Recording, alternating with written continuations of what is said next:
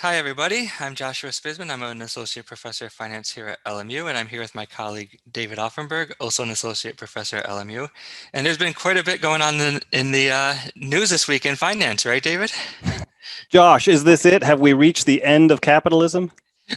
Let's find out. Okay, so we have to talk about GameStop this week. Uh, let's start here. What the heck is a short? So basically, a short is where, let's say I own some shares and you believe that the company that I own is not performing well. So you borrow my shares and you sell them.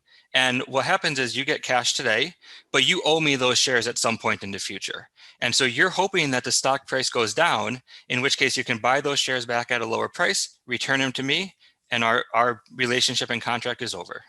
And I get to keep the extra cash. And you get to keep the extra cash, exactly. And so there are hedge funds allegedly shorting GameStop. And that means that there's a chance for a short squeeze. What the heck is a short squeeze? That's right. So let's take a look. And here's a chart. And some of you are probably thinking, this is GameStop. It's got to be GameStop. But you'd be surprised that this is actually Volkswagen in 2008. And what you see in this chart is the stock price of Volkswagen in October of 2008 has a dramatic increase. And so what we want to do is sort of go through this and look at what has been named the Volkswagen infinity squeeze of 2008.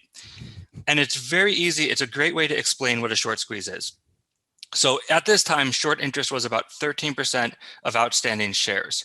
So for every 100 shares that existed in Volkswagen, 13 of them were being shorted. And what we want to do is actually look and say, well, okay, this doesn't seem too bad. You're probably reading the news that GameStop has been shorted over 100%. So what we need to do is look at who actually owns Volkswagen. And at the time, there was three really big players of Volkswagen. Lower Saxony, where Volkswagen is headquartered, owned 20%. Index funds, because Volkswagen was listed on the DAX, index funds owned about 5%. The big player was Porsche, and they owned 74% of Volkswagen. And they're the group that actually instituted the short squeeze. So here it comes. 12% of the shares outstanding need to buy back the stock. They have to buy back this stock. Remember, you borrowed those shares from me, you have to pay me back. There's only 1% of the shares outstanding available to buy. So you can imagine what's going to happen. These 12% are trying to fight over the same 1%. And that's going to, a simple supply and demand argument. That's going to bid up the price. And that's how we saw this dramatic increase in Volkswagen. Got it. And so at some point then, there was a tremendous gain in the wealth of Volkswagen shareholders, and then similarly a tremendous loss in the wealth of the shareholders. That's what we see in that spike, right? Exactly. So if we go back to that chart, we can see that the short squeeze only lasts for a short amount of time.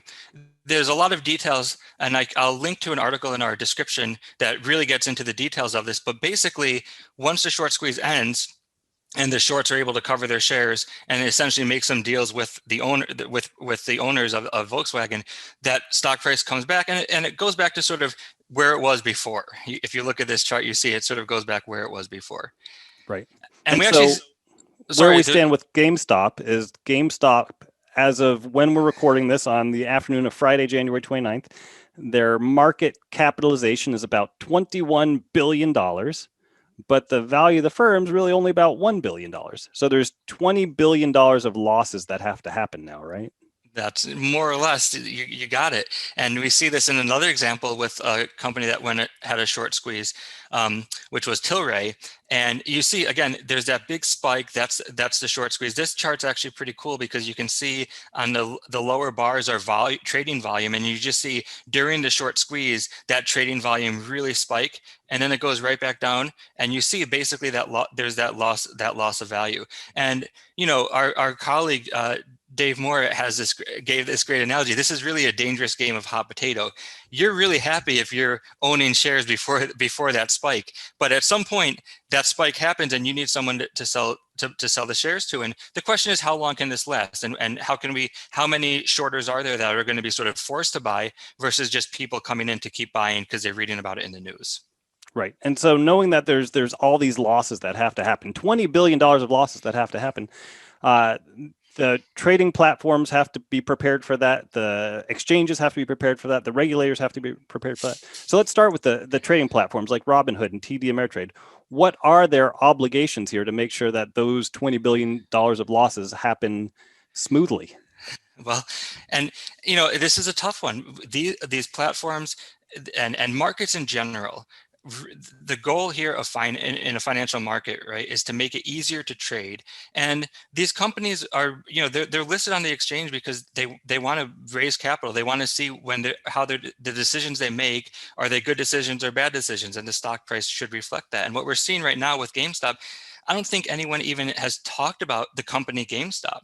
It's funny. I'm looking. There's actually a physical store there, right? And That's you're right. standing right in front of it. And so what does that mean?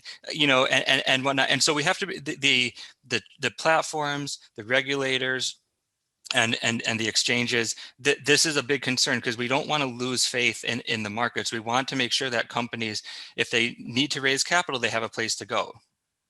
Right. And so do you think something's going to change in how we trade stocks and the regulations in the future to prevent this from happening again in the future? It's a good question. I probably will just sort of punt and on that one. And I don't know the exact answer, but I think one thing that's interesting about this, in this situation, is a lot of these hedge funds. It's publicly known. We know what the short interest of these stocks are, so it's publicly known. So I actually, if I were to give an opinion, my suspicion is the shorters are going to become a little bit more concerned because short interest, as we went through with our short squeeze, high short interest almost gives you the game plan, no pun intended, but the game plan of how to actually build up that stock price, because you have buyers, the shorters are going to have to cover their positions. And so it'll be interesting to see over the next weeks and probably months, outside of GameStop, if regulators take a look at this and think if they're and what can they do about it. Right. Well, the good thing is we have a weekend now. We have a Yes. weekend to let this all pause and relax and not talk about GameStop for a couple of Yes, days. exactly. I think we all need to take a step back, as much as I love finance. Absolutely. Well, I'll see you next week, Josh. Thanks, David.